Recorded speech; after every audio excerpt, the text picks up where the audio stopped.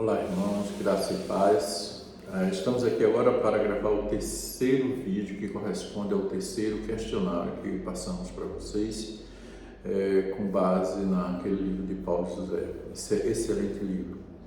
Bom, eu queria saber se vocês já responderam. Se você não respondeu antes de assistir esse vídeo, primeiro responda para que você possa então responder e avaliar as suas respostas, tá bom? Vamos lá. Neste último questionário, refere-se, na verdade, aos capítulos finais do livro. Assim? Então, o autor apresenta, a primeira questão que eu coloquei aqui é que o autor apresenta 5 sugestões que devem ser adotadas pelas comunidades cristãs e pelos cristãos como indivíduos. Então, leia o capítulo 8 do livro e explique cada uma dessas sugestões propostas pelo autor. Bom, a primeira proposta do autor é o resgate das primícias. É muito importante a gente considerar a questão das primícias. Veja, do mesmo jeito que a gente resgata as primícias, a gente resgata também o dízimo. Aliás, para começar, o dízimo pode ser praticado como forma de primícias. Então, por exemplo, se a gente se a gente tem como dízimo o princípio de dar para o Senhor com amor, com alegria, e a gente deixa para separar o dízimo depois de fazer todos os nossos pagamentos, é possível, veja só, que a gente não esteja desenvolvendo vamos dizer assim, o resgate das primícias. Essa é uma das coisas, o autor não coloca isso, né? Eu sou eu que estou colocando. Você está deixando de resgatar a própria primícia, porque uma forma da gente aplicar as primícias nos nossos dias também pode ser o fato de que, antes de tudo, primeira coisa, se a gente Deus tem nos concedido o que Ele tem nos concedido, como um salário, seja lá o que for, posses, é fundamental que nós primeiro lembremos do Senhor, né? Primeiro separemos para o Senhor, para que seja entregue a Ele como forma de amor e adoração. Então, todas as pessoas eu digo sempre que a prática do dízimo, das ofertas, ela é acima de tudo didática.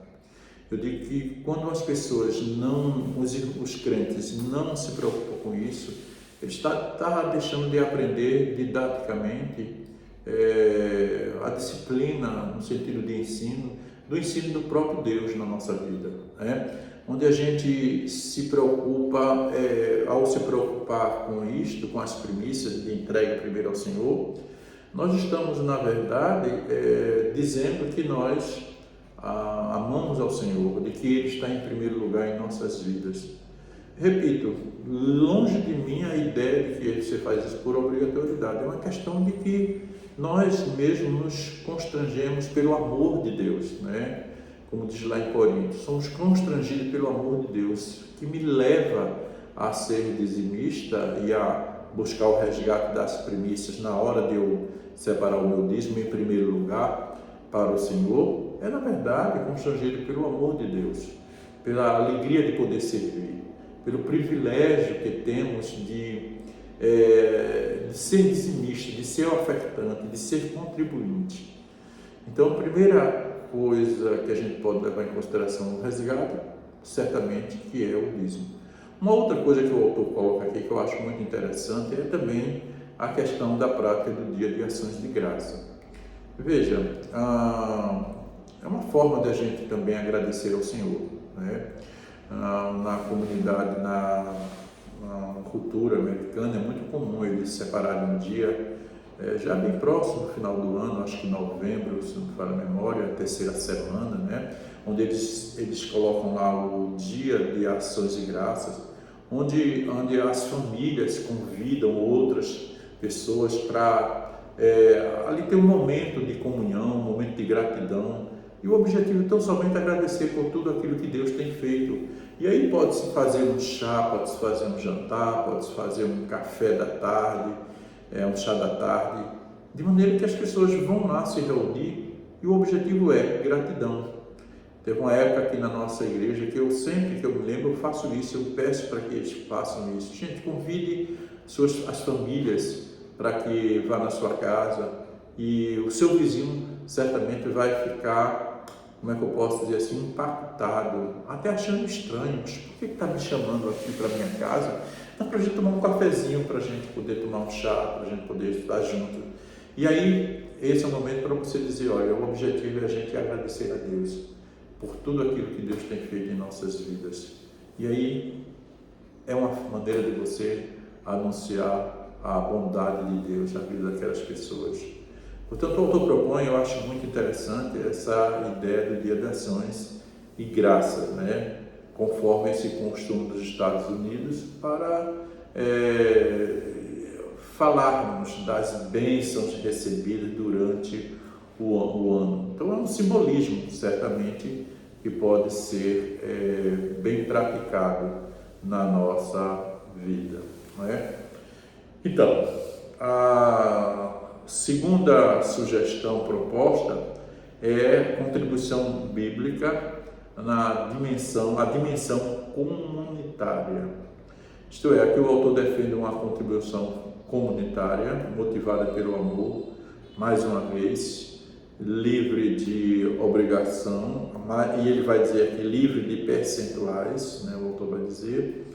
Eu já falei sobre isso lá atrás, então não precisa estar repetindo, mas entendendo o princípio mínimo, né, referencial de percentual, que é o dízimo 10%. Então, claro, deve ser de acordo com o seu coração, com o seu estado de espírito, da sua compreensão da necessidade da sua comunidade de fé. Eu sei que isso é uma coisa que a comunidade precisa aprender. Olha, eu digo sempre, olha, seja a sua, qualquer que seja a nossa concepção, o principal é que o ensino é fundamental. Né? Como eu disse, para você falar sobre dízimo, para você dizer até que não é obrigatório, precisa de ensino. Preciso que você disponha tempo para ensinar, para praticar, para vivenciar essa coisa tão boa que é a gente poder ter um coração pronto para contribuir em forma de comunidade. Mas também, terceira sugestão, é a contribuição bíblica, a dimensão pessoal. Aqui o autor defende nesse ponto um dízimo do pobre como sendo uma contribuição de caráter pessoal, não é? Claro, você sabe que alguém está precisando, então você vai contribuir de maneira pessoal, né? É claro que como comunidade isso vai acontecer também, deve acontecer, mas agora também, por que não de forma pessoal? Às vezes algumas pessoas estão tão preocupadas que a igreja deve ter sua responsabilidade, que é a igreja que tem que fazer isso e aquilo outro, mas a responsabilidade também ela é pessoal.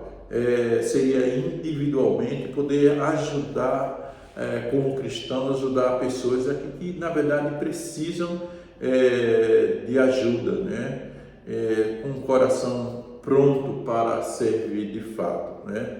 Isso deve ser feito também de forma liberal, espontânea, né? Muitas vezes sem programação prévia, mas motivado pelo amor dos necessitados em volta de nós. Então, quando você está diante de pessoas que estão precisando, então você não vai programar, você não vai sistematizar. Às vezes o momento é aquele em que você tem que ajudar ali naquele momento, fazer sacrifício, enfim, poder estar ajudando de fato a quem precisa. A outra sugestão diz respeito à estrutura eclesiástica. O autor ele defende o enxugamento da estrutura eclesiástica de modo que se aproxime cada vez mais de uma igreja descartável, sem luxo ou pompa. Gente, eu acho isso belíssimo, acho isso lindo. Eu vou ser muito sincero para vocês. Eu sou pastor de uma igreja, igreja presbiteriana do Brasil, e acreditem, claro que eu me preocupo com a estrutura da igreja, mas sabe, a nossa preocupação mais é com pessoas. é saber como as pessoas estão. O resultado, o reflexo disso pode ser uma estrutura melhor para receber melhor as pessoas, mas a principal coisa é a gente levar em consideração de que essa estrutura eclesiástica não é a coisa mais importante, no sentido de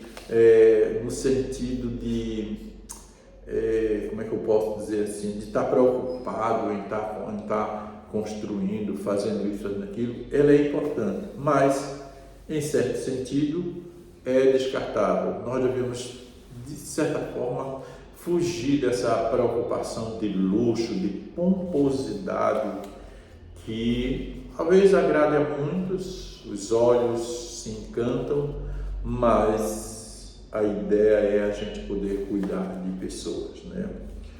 O autor também defende que antes de pedir qualquer contribuição, né, as necessidades financeiras da igreja devem ser discutidas e avaliadas por toda a comunidade. Claro que isso também tem a ver com o sistema de governo, né? De acordo com o sistema de governo, é fundamental que essas coisas possam ser discutidas, né? Na nossa igreja a gente tem o hábito de prestar conta, de a gente poder conversar representativamente através do conselho, né? Deve ser excluída todas as coisas supérfluas para que ninguém seja explorado ou intimidado a contribuir. Acho isso também perfeito. Acho que uma igreja não deve, por exemplo, ter que fazer uma determinada reforma, construção, compra de um bem, a ponto de intimidar as pessoas a contribuir. Não, isso não é uma coisa legal, isso não é uma coisa boa. Na medida que as pessoas são ensinadas a contribuir, ótimo, né? E dentro das suas posses, ótimo. Se não, eu acho que é importante a gente poder preservar, né? Visando a adoração ao Senhor, visando a vida cristã, a comunhão uns para com os outros. Muito bem, a outra sugestão diz respeito aos obreiros, né? O autor defende que o obreiro seja cada vez mais capacitado e preparado para responder às demandas da sociedade atual. Sim, precisa sim, os obreiros precisam serem capacitados. E às vezes isso tem custo também, né? Você tem cuidado. E que também possui uma formação secular de modo a não ser sustentado pela igreja e que busque, por meio da sua formação secular, influenciar outras pessoas por meio do Evangelho. Com todo o respeito que a gente tem, que eu particularmente tenho ao autor desse livro, eu quero dizer que assim, eu tenho dificuldade em relação a isso. A razão é simples.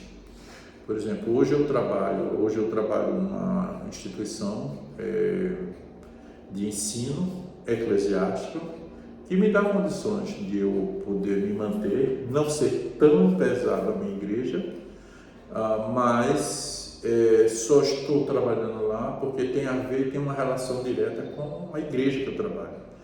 Mas se não fosse isso, por exemplo, eu não teria condições, e a nossa realidade aqui é essa.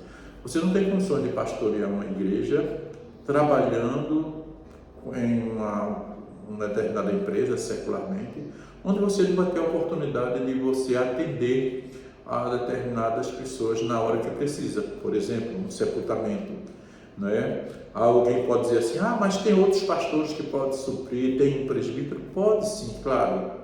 Mas aquelas ovelhas que você pregou e que ela se converteu, que você fez discipulados, ela tem a necessidade de que você esteja junto. E nem sempre você vai poder. Então, portanto, é muito difícil uma pessoa se dividir, e aí com todo respeito ao que o autor diz, se dividir entre como é que eu posso dizer assim, entre o seu trabalho secular e a sua responsabilidade como obreiro da igreja. Ok, gente? Então, claro que o serviço pastoral, como ele defende, ele é voluntário, é sacrificial, correto? Mas é difícil a gente tornar uma igreja totalmente descartável nos dias de hoje. A gente deve ter o sentimento de que ela é descartável, no sentido de que ela não é a principal coisa. Por quê? Se faltar templo, se faltar água, se faltar luz, a gente cultua até na rua, em uma das casas, no estacionamento de uma casa. Quer dizer, a principal coisa são as pessoas de fato. Porém, se queremos proclamar o Evangelho, a igreja como agência do Reino de Deus, é natural que a gente tenha, de fato, um local para a gente cuidar, e pessoas, os obreiros precisam desse sustento, dessa ajuda, como é que eu posso dizer assim, desse cuidado, lembrando que isso é uma estrutura que vem já desde o Antigo Testamento, que é um princípio que certamente passa pelo Novo Testamento de uma forma diferente, de uma forma até com maiores contribuições, porque ninguém faltava nada. Mas veja, são contextos diferentes, Antigo, Novo e os nossos dias. O que traz para a gente são os princípios. Eu acho que sim, a igreja deve ter cuidado dos seus obreiros, do seu pastor. O que não pode é suntuosidade, é querer que um pastor ganhe muito dinheiro, às vezes diante de uma comunidade que não tem condições, diante de uma comunidade que às vezes as pessoas se sacrificam tanto, tem necessidades muitas vezes para suprir. É preciso ter um cuidado em relação a isso, para que a gente também não estejamos polarizando, nem suntuosidade demais, mas também não pode deixar de atender aquilo que é o necessário, porque o obreiro, ele é importante, e na medida que ele tiver condições de dar tempo integral, tudo bem, isso não impede que ele tenha a sua profissão, e tendo condições de ele ter o seu sustento, tudo bem, correto? Mas a igreja precisa ser ensinada a isso, para que os obreiros, e os obreiros têm essa responsabilidade também de ensinar, para que os obreiros sejam assistidos. Bom, de uma forma ou de outra, os obreiros precisam ser assistidos, para que esses mesmos obreiros possam dar assistência às ovelhas que não são nossas, mas que são do Senhor. Vamos à segunda pergunta, que nós colocamos para vocês. Na conclusão do livro, capítulo 9, o autor fala de 3 bênçãos que alcançamos mediante o ato de contribuir. Acho isso também muito bom. Primeiro, ele vai chamar de bênção invisíveis. Quais são as bênçãos? Primeiro vamos falar, bênçãos visíveis, bênçãos invisíveis e a bênção especial. Primeiro, explicando um pouquinho sobre cada uma delas, ele fala das bênçãos visíveis, que tem a ver com a instituição da igreja. Ora, aquilo que nós acabamos de falar, que são bênçãos visíveis, são aqueles que você tem, por exemplo, local de culto, cadeiras, bancos, porque ter um local em si envolve uma série de coisas, ter banco, energia, luz, água, vamos dizer assim, uma estrutura mínima para abrigar crianças, para abrigar adultos, adolescentes. Então veja, isso são bênçãos visíveis, é Deus que nos proporciona. Eu não posso descartar isso, eu não posso querer, repetindo, suntuosidade, luxo, mas eu não posso descartar isso. Eu não posso querer que a igreja, enfim, ela está presa, ela resume-se a essa estrutura. Não, isso é apenas um local, é uma bênção visível,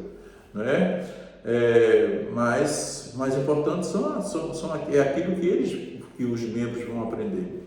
Portanto, essas bênçãos visíveis, elas são muito importantes para que a comunidade possa se reunir, participar de um momento de adoração, de comunhão, de aprendizado, É o local onde os cristãos podem